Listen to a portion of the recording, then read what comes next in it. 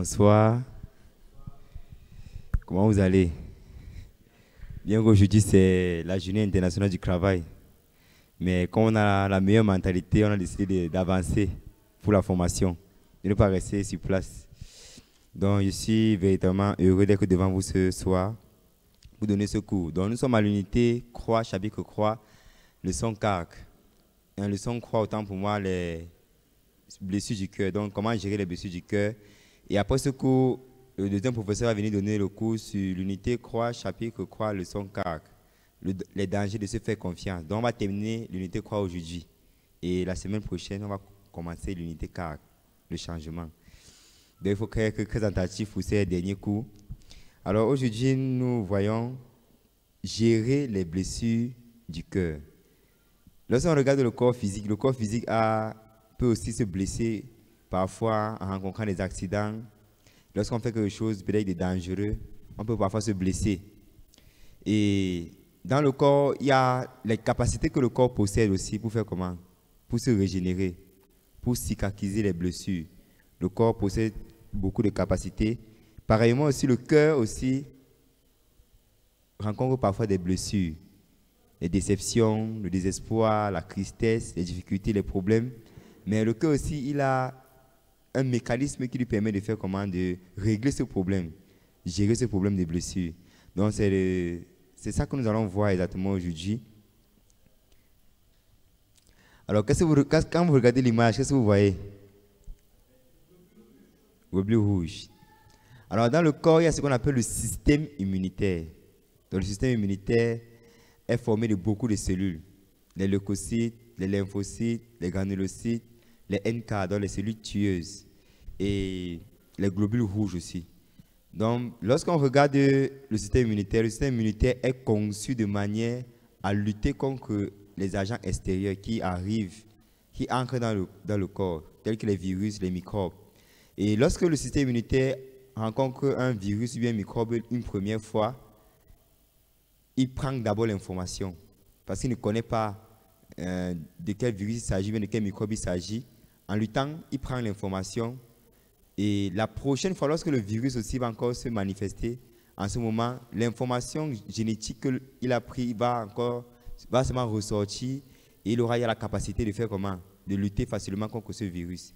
Donc, pareillement, dans notre cœur, il y a beaucoup de choses qui entrent dans notre cœur, comme des blessures, comme des coupures, comme des brûlures, comme des choses qui nous donnent vraiment le dommage, la douleur. Mais lorsque notre cœur est habitué à rencontrer ces difficultés, ces problèmes, ces blessures, une fois ou deux fois, dans notre cœur, un chemin commence à se tracer. Le chemin pour surmonter ces difficultés, le chemin pour guérir de ces blessures. Donc, pareillement, le corps humain, il a un mécanisme pour guérir. Pareillement aussi, le cœur aussi un mécanisme pour guérir. Donc, aujourd'hui, on va exactement étudier quel est le mécanisme du cœur pour guérir des blessures du cœur. Alors, ici, on dit que le corps et le cœur ont des mécanismes propres à eux pour se protéger des infections, des fractures, des coupures et des brûlures. Donc, notre corps aussi, comme notre cœur, ils ont un mécanisme qui les permet de se protéger. Alors, dans le corps aussi, on rencontre parfois beaucoup de microbes qui viennent, beaucoup de virus qui entrent. Mais maintenant, il y a les méthodes que le corps va utiliser. Par exemple, dans le cœur, il y a beaucoup de choses qui entrent dans le cœur. Parfois, le désespoir entre dans le cœur. Parfois, c'est la peur qui entre dans le cœur. Parfois, c'est les pensées destructrices qui entrent dans le cœur. Mais le cœur aussi doit se développer pour créer une méthode pour se protéger. Pareillement comme le corps.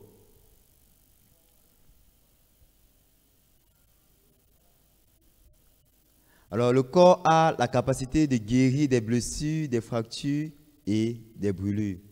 Alors, ça veut dire que pour que le corps ait ces capacités sont des capacités qui sont déjà propres au corps à lui-même. Donc, notre cœur aussi a ses capacités propres à lui-même. Mais nous sommes ignorants de ces capacités que le cœur a. C'est pourquoi pendant que nous vivons, on se laisse plutôt dominer par quoi? Par les blessures que notre cœur rencontre, par les difficultés que notre cœur rencontre, par les douleurs que notre cœur rencontre. Mais si nous prenons la connaissance que notre cœur rencontre des blessures parfois et qu'on peut les surmonter, qu'on peut les guérir, En ce moment, pour nous de surmonter et de guérir les blessures du cœur devient comment? Devient facile. Et pour nous de guérir les blessures du cœur, il faut seulement avoir un cœur qui est comment? Un cœur qui est fort. Ici, on va voir les équipements du corps. Comment le corps est équipé pour pouvoir surmonter les blessures, les fractures, les brûlures. Comment le corps est équipé. S'il vous plaît. Premièrement, le corps possède, comme j'ai dit au départ, le système immunitaire. Et ce système immunitaire possède ce qu'on appelle les plaquettes sanguines. Donc, il y a les plaquettes sanguines qui se trouvent aussi au niveau de la peau, qui sont responsables de la cicatrisation. Cicatrisation des blessures que nous rencontrons. Donc, lorsque vous avez une blessure, parfois elle peut être légère, parfois elle peut être profonde. Ça dépend de la profondeur de la blessure, mais les blessures légères cicatrisent facilement. Mais les blessures profondes mettent plus de temps pour cicatriser. Donc, pareillement dans le cœur aussi, dans le cœur, il y a aussi les blessures que le cœur rencontre. Mais le cœur, pour que le cœur surmonte aussi ces blessures, ça va aussi dépendre du temps. Il y a les blessures qui vont guérir rapidement. Il y a aussi les blessures qui vont prendre du temps avant de faire comment? Avant de guérir. Alors, quels sont les équipements du cœur? Dans le cœur, il y a premièrement le conseil. Si dans notre cœur, il y a le conseil ça veut dire quoi? L'instruction. Pendant que nous menons notre vie, on écoute beaucoup de voix. D'autres personnes écoutent leur propre voix, d'autres personnes écoutent seulement leurs pensées. Il y a d'autres personnes aussi qui écoutent la voix des autres, qui écoutent le conseil des autres. Dans l'écoutant la voix d'une autre personne, le conseil d'une autre personne, en ce moment, on peut gagner quoi? La capacité de surmonter les blessures du cœur. Donc le cœur est équipé de conseils. Donc le cœur a la capacité de recevoir des instructions et de garder ces instructions. Le cœur aussi peut recevoir quoi? L'espoir. Ça veut dire quoi? Le rêve. Il y a beaucoup de personnes qui vivent sans le rêve.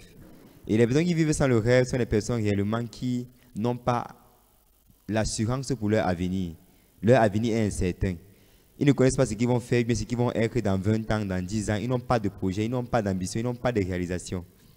Il y a des personnes qui existent, qui vivent de cette manière. Moi-même, ça m'a étonné. Parce qu'aujourd'hui, j'ai rencontré une telle personne. Elle m'a dit qu'elle n'a pas de rêve. Elle ne sait pas ce qu'elle veut faire de sa vie. Elle ne sait même pas pourquoi elle vit même.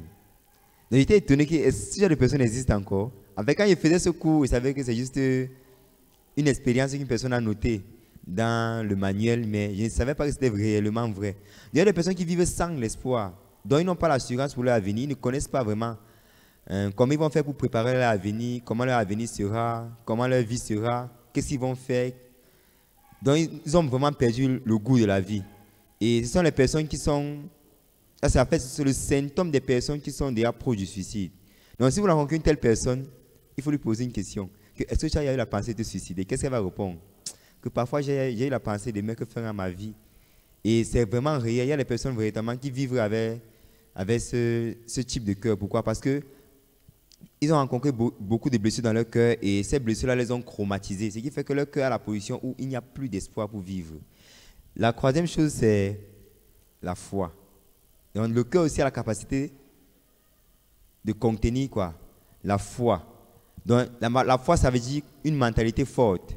Donc si nous avons une mentalité forte, en ce moment, cette mentalité peut nous permettre de surmonter toutes les difficultés que nous allons rencontrer, toutes les blessures que nous allons rencontrer dans notre cœur. En ayant les relations avec les gens, en rencontrant des difficultés aussi, et pendant que nous vivons aussi avec les personnes qui sont autour de nous, on doit développer ces trois choses. Le conseil, le rêve, l'espoir et la foi. Une mentalité forte qui va nous permettre de surmonter toutes choses, de surmonter même les blessures du cœur. Alors le chromatisme ne nous définit pas. Parmi vous, je vais vous poser la question de savoir qui réellement a déjà rencontré une expérience chromatisante. Qui a déjà rencontré une expérience chromatisante? Parmi vous, qui a déjà rencontré une expérience traumatisante? Beaucoup. Alors ça, c'est l'histoire de l'éléphant qui est attaché à une corde. En fait, cet éléphant, depuis qu'il est petit, quand on vient de le capturer, il a été attaché à une corde. Mais quand il était petit, la corde était vraiment très solide. très solide. Donc, chaque fois qu'il voulait se détacher, il avait les problèmes au niveau des articulations. Il avait parfois mal aux pieds. La corde serrait beaucoup son pied, il ressentait beaucoup de douleur. Chaque fois qu'il a voulu se déchaîner comme ça, se détacher comme ça, il rencontrait cette douleur, cette difficulté. Mais avec le temps qui est passé, la pensée qu'il peut se libérer est partie de son cœur. Derrière la pensée qu'il ne peut plus se libérer. Donc lorsqu'il a grandi, comme vous voyez là, il a grandi. Mais bien qu'il a grandi, regardez la petite corde, il avait le petit bâton. Et un gros éléphant. Pour lui, se détacher, c'est facile ou c'est difficile? C'est facile. Mais parce qu'il a déjà gardé la pensée dans son cœur qu'il a essayé de se détacher plusieurs fois, il a rencontré la difficulté, son pied serré. Donc cette douleur-là, ces souvenirs-là sont restés dans son cœur. Donc ces difficultés qu'il a rencontrées ont formé une grande blessure dans son cœur, une blessure très profonde. Ce qui fait que dans sa mentalité, il sait qu'il ne peut pas se délivrer. Alors que s'il bouge seulement la patte comme ça, qu'est-ce qui va se passer? Le bâton va quitter. Donc c'est un peu de cette manière que nous menons aussi notre vie. Il y a beaucoup de choses que nous avons rencontrées qui nous ont traumatisés, qui nous ont troublés, qui ont donné la douleur à notre cœur. Mais jusqu'à présent, nous sommes liés par quoi? Par ces choses. Nous sommes liés par ces choses. Et cette chose nous tient captifs, ce qui fait qu'on ne peut pas faire comment? On ne peut rien surmonter. Et même les difficultés qui viennent maintenant à nous, parce que nous sommes déjà liés par cette pensée, on ne peut pas surmonter. Même s'il y a beaucoup de blessures dans notre cœur, il y a beaucoup de blessures jusqu'à présent qui n'ont jamais guéri. Pourquoi? Parce qu'on a ce type de mentalité, des personnes qui sont liées à leur passé, qui sont liées aux souvenirs des douleurs et du traumatisme qu'ils ont rencontrés dans le passé.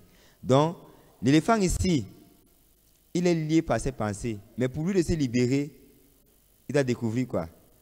Qu'en réalité, il a déjà grandi. S'il a grandi, ça signifie quoi? Il est plus fort. Mais dans sa tête, il se dit quoi? Qu'est-ce qu'il s'est dit? Qu'est-ce qu'il s'est dit? Aujourd'hui, c'est la fête du travail. J'ai préparé un cadeau pour vous. Donc, celui qui couvre, il veut donner le cadeau. Alors, l'éléphant, qu'est-ce qu'il s'est dit? Pour qu'il reste dans cette pensée, pour qu'il reste attaché à cette corde. Il est incapable de se libérer. Qu'est-ce que l'éléphant s'est dit? Il ne peut pas. Oui, monsieur.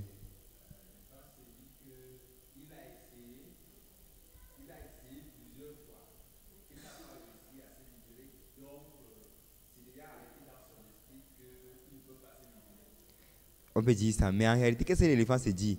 Il s'est dit qu'en grandissant, la corde grandit. En grandissant, la corde fait comment? Donc, dans sa pensée, il s'est dit que, comme il est en train de grandir, ça veut dire que la corde est en train de faire comment aussi? Donc, c'est pour ça qu'il ne peut jamais se libérer. Il essaye, lui, il n'est plus au niveau là où il essaye, mais il n'essaye plus de se libérer. Donc, nous aussi, on rencontre des difficultés, on rencontre des blessures dans notre cœur, des traumatismes, mais pourquoi on n'est pas encore sorti de ces difficultés, de ces traumatismes? C'est parce que nous aussi, on n'a pas découvert qu'en grandissant, notre cœur fait comment?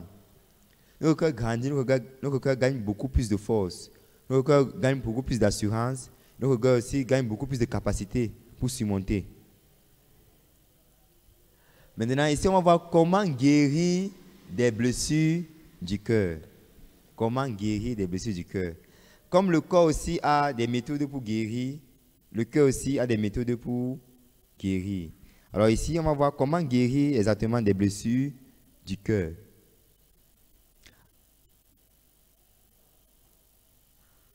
Alors, le cœur humain ne peut vivre seul ou isolé. Alors, pourquoi les gens n'arrivent pas à guérir des blessures du cœur? Premièrement, parce qu'ils vivent isolés. Ça signifie quoi? Leur cœur est resté dans un état de confiance en soi. Donc, leur cœur ne peut pas accepter un autre jugement, une autre pensée, un avis extérieur.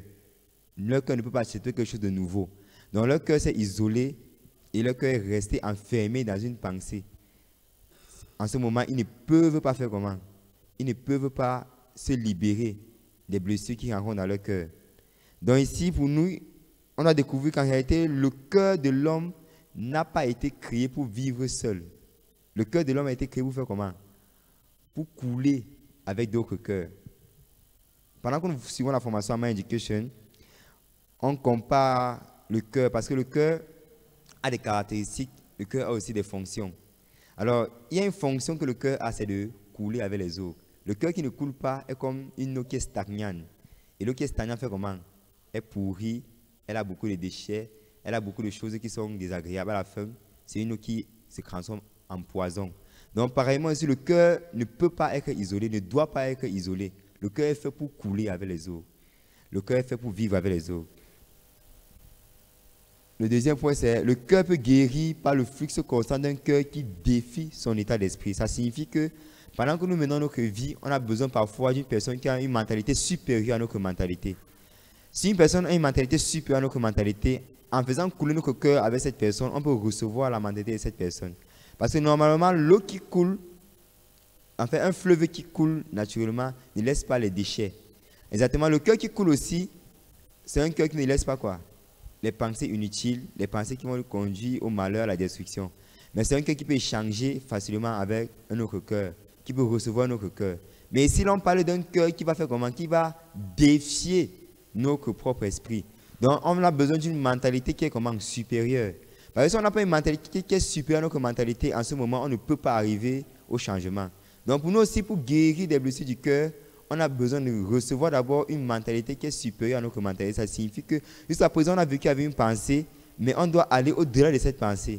Mais comment c'est possible? C'est seulement en échangeant, en faisant couler notre cœur avec une autre personne. Pourquoi? Parce qu'une autre personne aussi peut avoir un point de vue différent du point de vue que nous avons jusqu'à présent. Si on disait à l'éléphant qu'en réalité, tu peux te libérer, il est se libérer, mais il ne va pas se libérer. Il est se libérer. Mais quand l'éléphant est seul, il est isolé dans sa pensée, il ne peut pas se libérer, la corde ne fait que grandir, depuis qu'il ne fait que grandir, en ce moment, il reste capturé dans cette pensée, il ne peut pas se libérer. Donc pour nous aussi, c'est pareil. En rencontrant les difficultés, des problèmes, des blessures dans notre cœur, nous aussi, on peut faire comment? On peut faire couler notre cœur avec le cœur d'une autre personne et on peut recevoir aussi la force pour faire comment? Pour se libérer, pour guérir des blessures de notre cœur. Alors, quelles sont les méthodes de guérison du cœur? Nous allons voir les méthodes de guérison du cœur. La première méthode de guérison du cœur, c'est l'échange. Il faut échanger. Comme pour vivre, il faut inspirer et expirer, donner et recevoir. Le flux naturel du cœur est perturbé quand il est isolé. Alors, pour nous de vivre, qu'est-ce qui est important pendant que nous vivons? Physiquement, il faut inspirer et il faut faire comment? Expirer. Pourquoi on doit inspirer? Pourquoi on doit expirer? Pour qu'il y ait échange du gaz à l'intérieur du corps et à l'extérieur du corps. Donc, ce qui entre dans le corps, ce n'est pas ce qui sort. Est-ce que vous comprenez? Donc, ce que nous respirons, ce que nous inspirons, c'est différent. Donc, il faut vraiment cet échange. S'il n'y a pas cet échange, en ce moment, on va mourir. On parle souvent de ceux qui meurent par asphyxie. Donc, il n'y a plus d'échange. L'oxygène n'entre plus, il ne rejette plus le dioxygène. Donc, ce qui fait qu'à cause de ça, ils vont mourir. Donc, pour nous aussi, pendant que nous menons notre vie, qu'est-ce qui est important? Pour guérir des blessures de notre cœur, des douleurs que notre cœur a rencontrées jusqu'à présent, on a besoin de l'échange. Faire couler notre cœur avec le cœur des autres. Le deuxième point, c'est la sagesse. La sagesse, ça veut dire quoi? Nous devons recevoir un conseil venant d'une autre personne. Un nouveau cœur, une nouvelle idée. Donc, on doit recevoir quoi? Un conseil, une nouvelle idée. On doit recevoir un nouveau cœur. On a besoin de quoi? De la sagesse. Parce que la véritable sagesse, premièrement, c'est de connaître ses défauts. Alors, si on connaît que c'est quelqu'un qui a beaucoup de manquements, quelqu'un qui a beaucoup de faiblesses, quelqu'un qui n'a pas la capacité de résoudre les problèmes par lui-même, et c'est quelqu'un qui ne peut pas réellement faire toutes choses par lui-même, j'ai besoin d'aide, j'ai besoin des autres. En ce moment, on va aussi apprendre à vivre en utilisant la sagesse qui vient des autres. On ne va pas être limité à notre propre sagesse. Donc pour nous aussi, de guérir des blessures de notre cœur, on a besoin de quoi? De recevoir une sagesse extérieure qui ne vient pas de nous-mêmes. Et en recevant cette sagesse extérieure, on peut résoudre beaucoup de problèmes dans notre vie et on peut aussi guérir de beaucoup de blessures que notre cœur a rencontrées jusqu'à présent. Alors le troisième point ici, c'est un cœur fort. Un cœur qui peut faire face aux difficultés parce que le cœur est construit pour guérir. Nous avons besoin d'avoir un cœur qui est comment? Un cœur fort. Un cœur fort, ça veut dire qu'un cœur qui est habitué à surmonter les difficultés. Donc un cœur qui est entraîné à surmonter les difficultés. Pendant que nous avons vu l'unité 1 sur le monde du cœur, on a vu qu'est-ce qu'il faut au cœur pour que le cœur soit en bonne santé. On a vu les 3 choses qui permettent que le cœur soit en bonne santé. La nourriture, le sport et le repos. Le sport, ça signifie quoi? le défi, surmonter les difficultés, surmonter les fardeaux. Donc le cœur doit être habitué à faire comment? À surmonter les fardeaux. Ça veut dire que le cœur doit être habitué à faire les choses qui sont difficiles, les choses contraignantes, les choses qu'on nous n'aimons pas. Donc le cœur doit être habitué à cette vie. Et si notre cœur est habitué à cette vie, en ce moment, on pourra surmonter beaucoup de difficultés, on pourra guérir de beaucoup de blessures dans notre cœur. La quatrième chose, c'est l'espoir.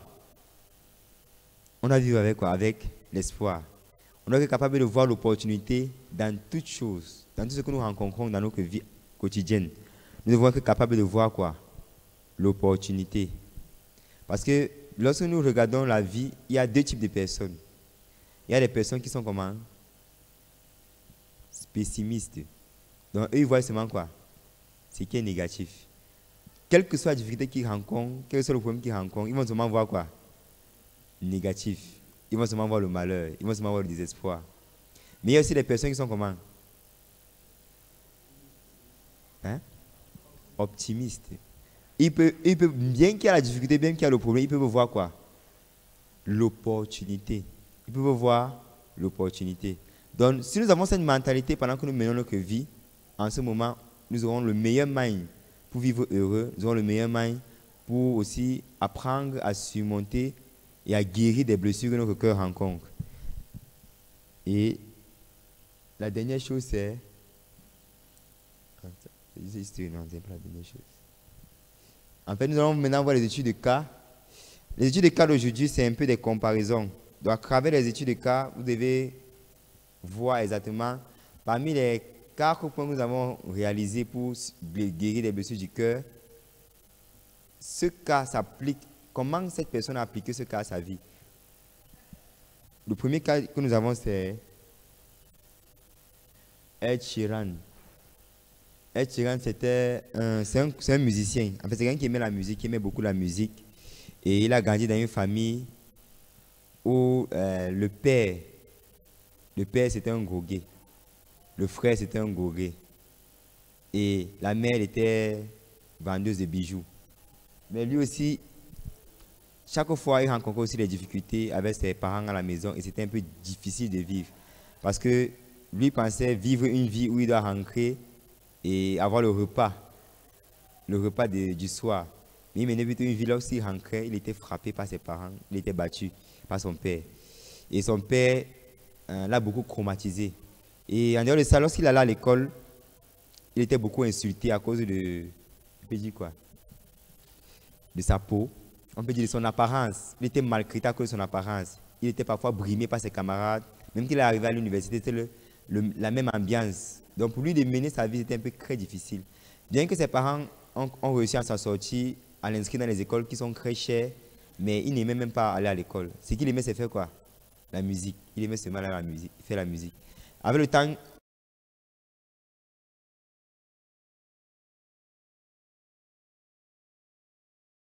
son père l'a mené à s'entraîner très dur.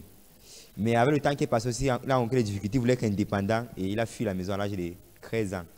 Et 14 ans, 15 ans, il dormait dans le crâne. Donc, lorsque l'heure du crâne, normalement, il y avait l'heure du crâne, de 5 heures à 12 heures, le crâne était au repos. De 12 heures jusqu'à 6 heures, le crâne fonctionnait. Donc, entre 5 et 12 heures, qu'est-ce qu'il faisait? Il partait dormir dans le crâne, il faisait son lit là-bas. Et dès qu'il sent que c'est à l'heure que le crâne doit se lever pour partir, pour prendre le départ, pour embarquer, il se réveillait avant et il sortait. Donc, c'est comme ça qu'il menait sa vie. Et en menant sa vie de cette manière, à l'âge de 16 ans, il a été reconnu par un producteur qui l'a appelé et qui a commencé à vouloir développer son talent, à l'utiliser maintenant pour faire la musique. Parce que lui, depuis qu'il avait l'âge de 13 ans, il a révélé que pop star. Il a révélé que pop star. Et c'est comme ça qu'il a grandi. Et en grandissant, qu'est-ce qui a permis que Ed Sheeran surmonte ce traumatisme qu'il a vécu, ces blessures du cœur qu'il a vécu? Il pouvait faire comme les autres jeunes, finir drogué, tomber dans une vie d'addiction. Il pouvait mener une vie comme les jeunes de sa génération. Mais pourquoi il était différent? Qu'est-ce qui l'a aidé à surmonter cette blessure du cœur? Le rêve. Ça veut dire quoi? L'espoir. Donc, il a gardé l'espoir dans son cœur. Il a gardé le rêve dans son cœur. Moi, il serais pop star. Même si on fait quoi, il serait quoi? Pop star. Et en 21 ans, il a réussi son rêve. Et c'est comme ça qu'il a commencé la musique. Donc, Ed Sheeran aussi, il a rencontré ce chromatisme, mais il a fait comment? Il a pu surmonter. Donc, nous aussi, lorsqu'on regarde notre vie, jusqu'à présent, on va voir qu'il y a beaucoup de choses qui nous ont chromatisés, beaucoup de choses qui nous ont dérangés, qui nous ont perturbés. Mais comment nous avons géré cela? Comment nous avons surmonté? Eh bien, comment nous n'avons pas réussi à surmonter? Pourquoi nous n'avons pas réussi à surmonter? C'est ce point qui est important. La deuxième étude de cœur temps pour moi, c'est l'histoire de, vous le connaissez bien, Thomas Edison. Thomas Edison qui était un grand inventeur, un physicien. Et lui aussi, pendant qu'il était petit, à l'âge de 7 ans, un jour à l'école, on a convoqué ses parents. On a amené au conseil de discipline avec ses parents. On a dit à ses parents que vraiment votre fils, c'est un idiot. Parce que si la manière dont il agit, ce qu'il fait, on ne comprend pas réellement comment votre fils il est comme ça. Il écoutait ce rapport que le directeur de l'établissement a donné à ses parents et le directeur de l'établissement a décidé qu'on doit chasser Thomas Edison. Définitivement de l'école, il ne doit plus jamais venir à l'école. C'est comme ça qu'il a été chassé. Mais en étant chassé, il avait une personne qui lui a vraiment donné, on peut dire quoi, des paroles différentes de son directeur. C'était sa maman à la maison, parce que sa maman était une femme chrétienne. Mais sa maman aussi, en voyant le comportement de son fils, au départ, véritablement, elle a vu que son fils était un idiot. Pourquoi? Parce que Thomas Edison, parfois, il avait des comportements bizarres. Comme c'était les fermiers, ils élevaient des poulets. C'est comme ça qu'il partait souvent prendre les œufs, il couvrait dans son ventre. Et il disait à sa mère qu'il veut aussi qu'à travers lui, le poussin doit sortir. Donc quand sa mère écoutait ça, il disait que vraiment son enfant, comment? Son enfant est fou, c'est un idiot. Mais un jour, sa maman aussi a changé son cœur envers son fils. Et elle a eu le cœur qu'en réalité, son fils n'est pas un idiot, son fils est plutôt un génie. Et c'est comme ça qu'elle a commencé à conduire son fils selon ce cœur, que tu es un génie, tu n'es pas un idiot. C'est vrai, apparemment, tu fais des choses bizarres, mais ce sont les choses des génies. Ce sont les génies qui font les choses comme ça. C'est comme ça qu'elle a commencé à conduire son fils avec cette parole. Et son fils aussi, il a commencé à garder ces paroles dans son cœur. Je suis un génie, je suis un génie, je suis un génie. Et en gardant ces paroles dans son cœur qu'il est un génie, à la fin, réellement, il est devenu quoi? Un génie. Comment? Donc, lorsque Thomas Edison avait l'âge de 8 ans, lorsqu'il a fait 1 an à la maison, il ne partait pas à l'école. L'âge de 8 ans, il a commencé à partir à la bibliothèque parce qu'il ne faisait rien du tout de ses journées. Il partait à la bibliothèque. Lorsqu'il partait à la bibliothèque, il a eu un cœur lorsqu'il est entré à la bibliothèque pour la première fois. Je vais lire tous les livres de la bibliothèque. Je vais lire quoi? Tous les livres de la bibliothèque. En commençant par du premier étage jusqu'au dernier, je vais lire tous les livres de la bibliothèque. Donc, il a commencé à lire les livres jusqu'à l'âge de 16 ans. Et il a gagné beaucoup de sagesse, il a gagné beaucoup de connaissances dans les livres. Il a le cœur de faire comment? D'être un inventeur, de créer quelque chose qui va révolutionner le monde. Et sa première invention, c'était le télégraphe, un moyen de communication à distance. Donc c'est comme ça que Thomas Edison a commencé les inventions. Il a ce qu'il a créé quoi? Il a inventé l'ampoule à incandescence avec le filament. Donc c'était un méthode de transition qui était rare, qui n'avait pas encore été découvert. Et à cause de lui aussi, dans le monde de la chimie, on a découvert beaucoup de méthodes de transition et beaucoup d'éléments qui étaient inconnus jusqu'à présent parce qu'à cause de lui, on pouvait faire la séparation entre les éléments qu'on appelle les isolants et les conducteurs. Donc à travers son expérience seulement, on a fait vraiment une très grande révolution dans le monde de la chimie. Et c'est comme ça qu'il a commencé à fabriquer beaucoup de choses avec le temps. Jusqu'à nos jours, pour fabriquer quelque chose, on s'inspire toujours des expériences de qui? Thomas Edison. Donc Thomas Edison, comment il a fait pour surmonter ce chromatisme qu'il avait? Être insulté, être traité d'idiot, quelqu'un qui est insensé, qui réagit bizarrement. Comment il a fait pour surmonter? Avec, non, selon les 4 points que nous avons vus. Comment il a fait pour surmonter?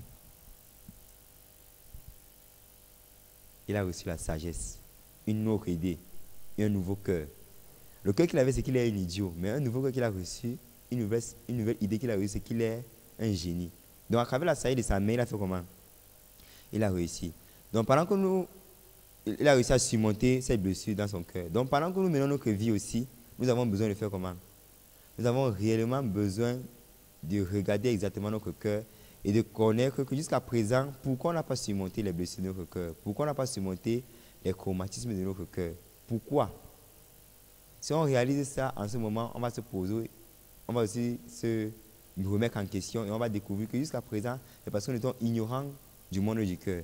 Alors celui qui connaît que dans le cœur, il y a le conseil que le cœur peut recevoir, il y a l'espoir que le cœur peut recevoir, et il y a la force que le cœur peut recevoir. Un cœur différent, un cœur fort. En ce moment, on peut surmonter ces blessures du cœur. En ce moment, on ne va pas se limiter à regarder les situations bien, les difficultés que nous rencontrons au quotidien, les traumatismes que nous rencontrons au quotidien, seulement au niveau où, au premier niveau. En ce moment, on peut passer au deuxième niveau, on peut réfléchir aussi profondément et on peut penser à comment on doit faire pour surmonter. Qu'est-ce que j'ai besoin réellement pour surmonter? Alors, celui qui arrive à ce niveau, en ce moment, il peut réfléchir. Ah, j'ai besoin de me connecter avec les autres, j'ai besoin d'échanges. Dans mon cas, il n'y a pas l'espoir actuellement. Comme en rencontrant cette personne qui vous a dit, elle m'a dit qu'elle n'a pas d'espoir pour sa vie. Elle ne sait même pas ce qu'elle va faire de sa vie. Je me suis posé la question que c'est normal. Comment un jeune peut avoir, en cette génération, il n'a pas d'espoir, alors qu'il y a beaucoup d'opportunités dans la vie actuellement. Il y a beaucoup d'opportunités, mais il n'y a pas beaucoup d'opportunités. Tellement d'opportunités. Mais un jeune qui vit sans espoir, c'est bizarre ou c'est pas bizarre? C'est très bizarre cette génération. Mais réellement, pourquoi le cœur arrive à ce niveau? C'est parce que jusqu'à présent aussi, il y a un autre point qui nous conduit, c'est quoi? Il y a aussi la voix des sources qui nous parle, comme dans le cours précédent que nous avons vu. La voix des sources aussi vient nous parler et nous inspire beaucoup de pensées. Et ces pensées, nous finissons par quoi? Par les accepter comme étant nos propres pensées. Lorsque nous acceptons ces pensées comme étant nos propres pensées, en ce moment, ces pensées commencent à diriger nos actions, commencent à influencer notre vie et nous conduire à la fin où? Au suicide, à la destruction finale, au suicide. Donc pour nous aussi dans notre vie, il est important de réaliser ce point. Jusqu'à présent, on a rencontré des blessures dans notre cœur, mais comment on doit faire pour surmonter? Comment on doit faire pour surmonter? Moi, personnellement, la chose qui m'a le plus blessé dans mon cœur, c'est lorsque mon père allait en prison. C'est une histoire que, véritablement, je ne peux pas oublier. C'était comme un tournant de ma vie, comme un carrefour de ma vie, lorsque mon père allait en prison. Lorsque mon père allait en prison, véritablement, j'ai vécu, je n'avais aucun rêve, je n'avais aucun espoir. Je vivais parce que les jeunes doivent aller à l'école, ils doivent aussi aller à l'école. Les parents paient la pension, ils doivent aussi partir. Donc, je vivais ma vie seulement en suivant ce que les autres font. Véritablement, je n'étais même pas intéressé aux études. Si réellement vous dis que j'étais intéressé aux études dans ma vie une fois, véritablement, je n'ai jamais été intéressé aux études. Je n'aimais pas les études, j'aimais la distraction. Donc, s'il peut m'amuser toute la journée, moi, ça me va. Le reste, ça n'est pas important. Ce n'est pas que l'école était difficile ou bien l'école ne me plaisait pas. Pour moi, même l'école était même trop facile. Mais lorsque mon père allait en prison, véritablement, ça a créé une blessure très profonde dans mon cœur, qui a duré très longtemps. Et ça a engendré une grande haine envers lui. Parfois, j'avais les envies de le tuer. Pourquoi? Parce qu'à cause du fait qu'il allait en prison, on ne pouvait plus mener une vie heureuse matériellement. Donc, même pour manger, c'était difficile. Pour aller à l'école, c'était difficile. Et ce qui m'a encore plus donné la douleur dans mon cœur, c'est que au lycée, on m'avait chassé pour la pension, 32 500. 32 000 combien? Moi, qui étais au collège avant, on payait 150 000, 180 000, mais on me chasse au lycée pour combien? Et ce n'était pas qu'on m'a chassé, c'est qu'on m'a chassé publiquement devant, en plein rassemblement, on mettait les gens dehors. On me dit, on appelle les noms, vous sortez, pour 32 500, une école publique. Donc 32 500 dépenses, mon père a payé, parce qu'il avait des dettes. Pendant 8 ans, on avait coupé tout son salaire pour rembourser les dettes qu'il avait acquises. Donc ce qui fait que cette situation véritablement m'a donné une terrible honte et j'ai juré que je ne sais pas comment il va faire pour tuer l'homme-ci. Je ne sais pas comment il va faire. Donc dans mon cœur, il y avait une grande haine dans mon cœur envers lui. Je ne sais pas comment il va faire pour le tuer. Chaque fois qu'il me réveillait avec tous les envies, il peut aller l'étrangler ou l'étouffer avec le coussin. J'avais toujours les pensées bizarres. Mais je n'étais jamais arrivé jusqu'à réaliser ces pensées. Et j'ai grandi avec ces haines dans mon cœur. Même quand j'arrivais à l'université, je vivais seulement à l'université parce qu'il fallait aussi aller à l'université comme les autres jeunes. Et quand je suis tombé dans l'addiction à la drogue, en ce moment, pour moi, c'était même un moyen de me libérer même. Mais est-ce que la drogue a réussi à me libérer ou à calmer la blessure qu'il y avait dans mon cœur? Impossible. Mais lorsque j'ai rencontré AYF aussi, qui donne les cours de changement de mentalité, à travers un camp des volontaires, on nous a donné le cours sur le cœur qui a la capacité de couler avec les autres. Et le professeur qui a donné ce cours, il nous a dit que, comme exercice que nous avons à faire, nous devons apprendre à faire comment? À dire les paroles que nous n'avons pas l'habitude de dire. Comme peut-être que je t'aime, tu es le meilleur papa du monde, tu es la meilleure maman du monde. Je n'ai jamais eu des personnes aussi merveilleuses dans ma vie. Donc, lorsque je me suis regardé que moi, je vais aller dire à mon père que je t'aime, je me suis dit que c'est impossible. Moi, je ne peux jamais faire ça. Donc, tous les jeunes, pendant ce temps, ils ont pris le téléphone, ils ont envoyé les messages. J'étais la seule personne qui était assise comme ça et regardait aussi que faites vos choses. Alors, c'est comme ça qu'un des responsables de AWF aussi est venu vers moi. Il m'a dit que pourquoi tu ne fais pas comme les autres. Il a expliqué la situation que c'est vrai que vous avez parlé du cours. Le cours était très intéressant. Vraiment, c'est la meilleure mentalité. Mais l'autre, si moi, je ne peux pas faire ça. Moi, dire à mon père que je t'aime. Avec tout ce qu'il a fait là, jamais, il ne peut pas accepter. Mais qu'est-ce qu'il m'a expliqué? Il m'a expliqué que le monde du cœur, c'est quoi? Le mind education, c'est quoi? Planifier sa vie. Mais pendant qu'on planifie notre vie, il y a deux courbes. Il y a la courbe qui est droite, qui part comment? Tout droit. Aucune difficulté, aucun obstacle, aucun problème. La courbe est comment? Droite. On réalise exactement nos rêves. On réalise exactement nos objectifs. Mais il y a une autre courbe qui est comment? Bizarre, tordue. Il dit que ma vie aussi était pareille. Et réellement, ma vie était pareille. Pourquoi? Parce que moi, j'avais planifié ma vie. Mais ça n'a pas marché comme j'ai planifié. Mais ma vie est devenue comment? Tordue, ça tombait même à la gourgue à la fin. Mais il m'a dit que c'est comme ça que la vie est. Donc, ce n'est pas la faute de mon père, mais c'est la vie qui est comment? Qui est comme ça. On rencontre les problèmes, on rencontre les difficultés. Mais qu'est-ce qui est important? C'est que nous devons avoir la mentalité pour surmonter. Après le mind education, maintenant étant jeune, ça nous donne la capacité dans l'avenir de développer un cœur fort pour surmonter. Et c'est comme ça qu'il m'a dit que non, il faut faire l'exercice. Tu vois comment ça sera très intéressant. Véritablement, j'ai fait l'exercice, j'ai écrit le message à mon père, que mon papa, vraiment, je suis désolé pour la vie que j'ai menée jusqu'à présent. Je suis vraiment désolé pour la manière dont il a agi. Et j'ai partagé mon cœur avec mon père, comment il ressentait la haine envers lui parce qu'il nous a laissé, il nous a abandonnés, il est parti en prison, on a vécu la misère pendant 8 ans à cause de lui, même pour manger était difficile, on volait chez les voisins. Il a raconté beaucoup de choses. Mon père m'a dit que moi-même je suis désolé. J'ai pleuré le jour-là. Que mon père me dit qu'il est quoi? Non, peut-être c'était au téléphone. Il faut qu'on fasse ça en vrai maintenant. Et ce qu'il faut qu'il rentre, je dise encore ça à mon père. Il veut voir si réellement ce qu'il a écrit là c'était vrai. Et réellement, mon père, lorsque je suis rentré, la première chose qu'il a fait, c'est quoi? C'est qu'il m'a embrassé, il m'a dit qu'il est désolé. Il ne savait pas que c'était comme ça que je pensais. Il ne savait pas que c'est comme ça que je pensais. Ce que j'avais pensé qu'il y avait dans mon cœur. En fait, en ce moment, j'ai vu comment le mind education que j'ai appris, ce n'était pas seulement une théorie, mais pratiquement, non seulement ça a conduit mon cœur au changement, mais ça a aussi conduit le cœur de mon père au changement. Mon père, c'est quelqu'un qui est très hautain, très arrogant. Donc, il sait qu'il connaît toutes choses. Mais dire qu'il est désolé, même reconnaître que ses erreurs, c'est très difficile, même devant ma mère. Mais me dire à moi qu'il est comment? Désolé, pour moi, c'était comme un miracle. Donc, j'étais très reconnaissant ce jour. Et j'ai vu réellement comment, à travers cette conduite, à travers cette nouvelle sagesse que j'ai reçue, j'ai pu faire comment? Surmonter la blessure qu'il y avait dans mon cœur. J'ai surmonté la blessure qu'il y avait dans mon cœur. Jusqu'aujourd'hui, véritablement, il me rappelle cette histoire, mais dans mon cœur, il n'y a plus la haine avec mon père. Véritablement, mon cœur est vraiment dans beaucoup de joie, dans beaucoup de reconnaissance. Ce n'était pas de sa faute, c'est juste la courbe de la vie. La courbe de la vie est ainsi. Alors, qu'est-ce qu'il veut dire à la fin? La douleur demeure parce que nous nous concentrons sur les fardeaux plutôt que sur les opportunités de surmonter les difficultés.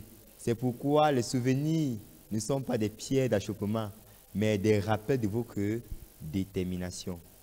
Les souvenirs, les douleurs, les traumatismes que nous avons rencontrés dans le passé ne sont pas quoi? Des pierres d'achoppement, mais ce sont des moyens de davantage nous déterminer pour atteindre quoi, nos objectifs, atteindre nos rêves. Donc pour nous aussi, jusqu'à présent, on a seulement focalisé quoi? La corde qui est attachée à notre pied. La corde qui est attachée à notre pied comme l'éléphant. Parce qu'il a seulement focalisé la difficulté. Chaque fois que j'ai voulu bouger mon pied pour me détacher, j'ai rencontré la douleur, j'ai même eu mal aux articulations, aux genoux, je souffrais beaucoup, il y avait beaucoup de douleur. Parce qu'il a seulement focalisé ça jusqu'à présent, il est demeuré dans ce monde de la tristesse. Ce monde où son cœur est dominé par la blessure de son cœur. Mais s'il découvre qu'en réalité, ce traumatisme qu'il a vécu, c'est juste un moyen de rendre son cœur plus fort, de gagner davantage, plus de sagesse, d'avoir la possibilité aussi de changer, de se connecter avec les autres. En ce moment, il peut mener une vie comment? Une vie heureuse. Donc, sur ce, je vous remercie.